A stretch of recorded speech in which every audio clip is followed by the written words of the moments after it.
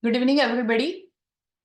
And as you are aware, today is going to be very busy day for me because after this I have got from 7 o'clock to 9 o'clock PG update. So I'm not going to do my normal talk about all those things and we will directly start our session. I am waiting for Athol Wells if he can make it well and good.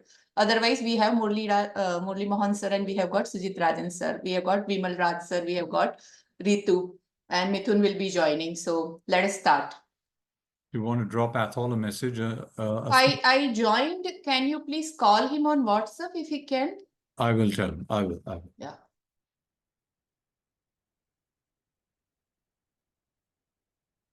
So I'll move on to my first case, which is of 42 years old man who is from Kerala, who works as a flat keeper in Kuwait, who is not having any comorbidities. He presented to us with insidious onset of dyspnea on exertion, which was grade 2, now presented with grade 3, and associated dry cough for 3 months. He had associated weight loss also, predominantly dyspnea on exertion and weight loss, joint pains present, stiffness of fingers present, discoloration around eyes and mouth.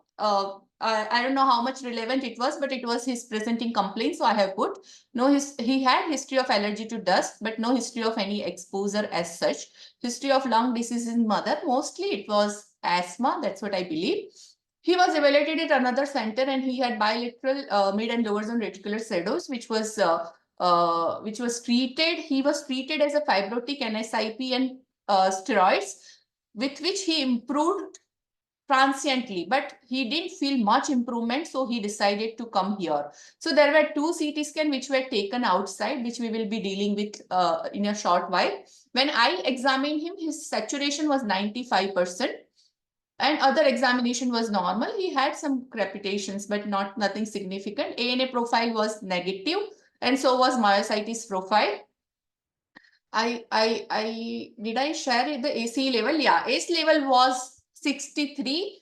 I have put calcium level also because calcium is relatively high for an Indian 10.4 who is not on supplement. So that was slightly higher side. Anti-CCP and RF factor was negative. So I will stop sharing now and I'll give the thing to Sir, Vimal Raj sir.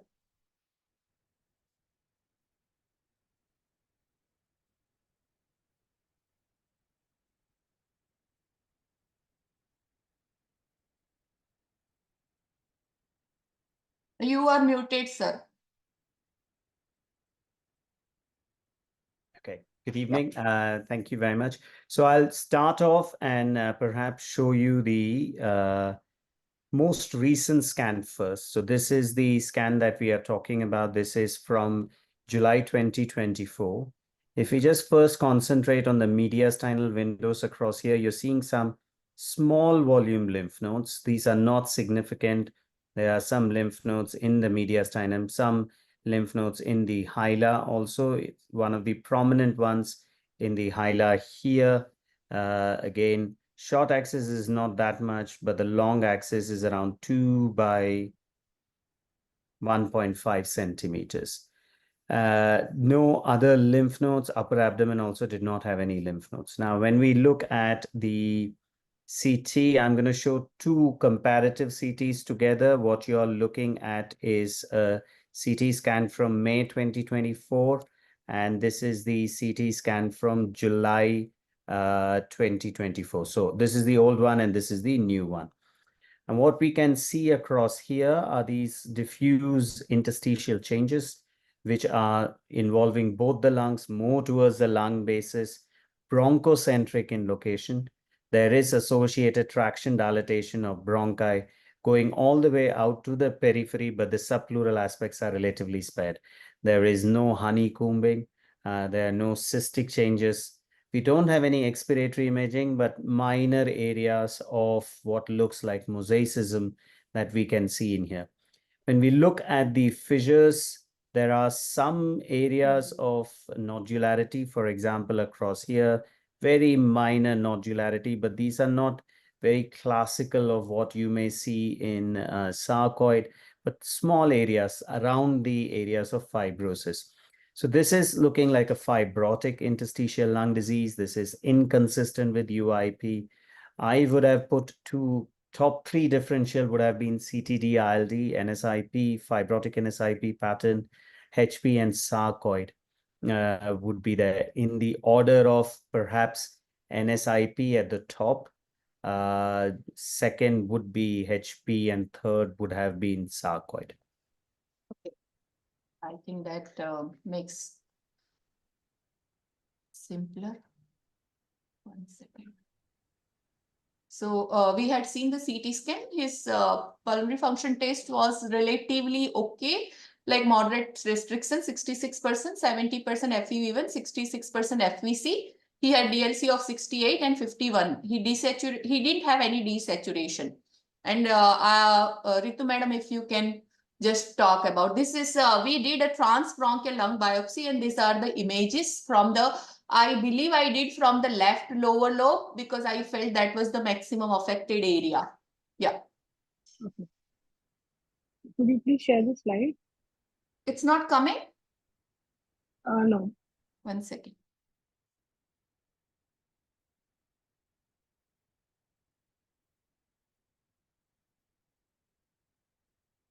Is it coming now?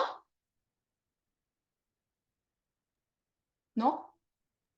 Yes, it is. It is. Okay. Right. Now you can see, ma'am. You are muted, madam. Okay, can you hear me? Yes, yes. Okay, yeah. So here what we can see are multiple non-caseating, well-defined epithelioid cell granulomas, which are present. And what can be seen at this power is the presence of giant cells, the presence of a kind of the hard granulomas, which can be identified even in this section, even in the next one also. Each granuloma is a pretty hard granuloma because it's got a layer of a fibroblastic ring kind of this thing around it. And apart from these granulomas which are there, there is interstitial inflammation. There is interstitial widening.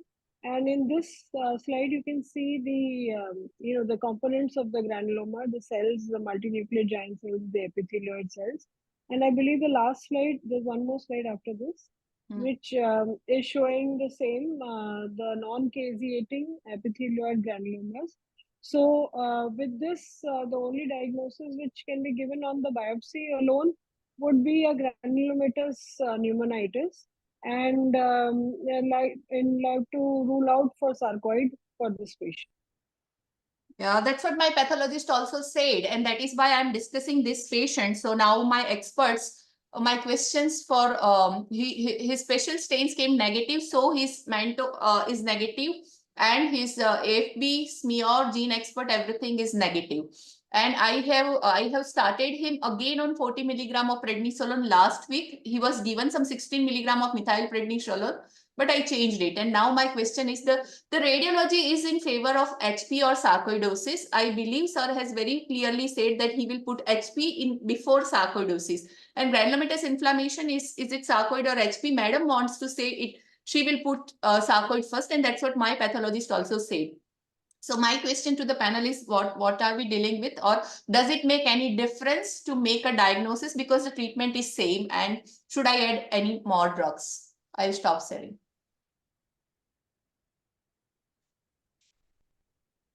Basically, I don't think the granulomas, I mean, I will wait for Murli also to say, but those granulomas don't look like what we see in HP. I mean, there are too many, they're very solid granulomas. It doesn't look like a malignancy on the scan either, or a lymphoma. So I would definitely zero in on the diagnosis of sarcoid. Do you have serial lung functions, Asmita? I think for the previous one I showed now that my PG has mentioned in somewhere Can you here. bring the history? Yeah. So it was she has written it was 11% DLCO, which became 68% after receiving some from May to July. Yeah, 3 months of steroids, and it improved. What was the vital capacity? before? That we have not mentioned. It was just documented by somebody. So Okay. our vital capacity is 66, 70. Percentage predicted, right?